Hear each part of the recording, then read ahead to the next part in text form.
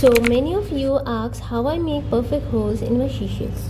I'm using three types of shells: delicate or thin, medium and thick. The delicate or thin shells is easier to work with. Then comes the medium shells. It's little bit harder than the delicate one but still manageable. Then the thick shells. This is the hardest to work with. Soak the shells overnight in the water. This softens the shells and makes the process much easier. This is the most important part to avoid cracks, so don't skip this part. Next day, place them on a thick cloth or soft towel so they don't crack while tapping. I'm using a tweezer because it has a sharp tip.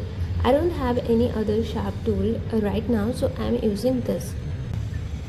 You can use anything with a sharp tip like a needle, pin, small nail or even a pointed knife. Make sure the tool must be sharp and thin. Otherwise, thick tool can make big holes or even crack the shells.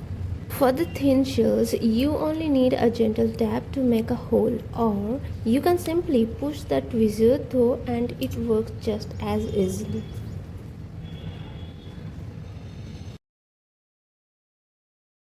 The medium shells need just 2 to 3 gentle taps to create a perfect holes, no extra effort needed.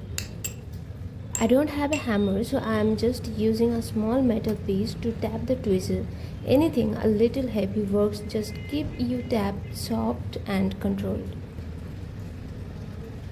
The thick one is the hardest to work with. Honestly, if you have thick shells, it's better to use a drill.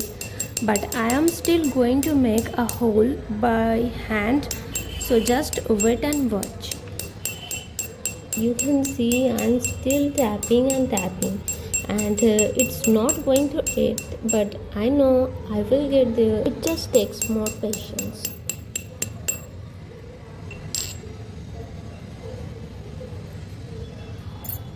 And there you go, clean, neat holes without any drill.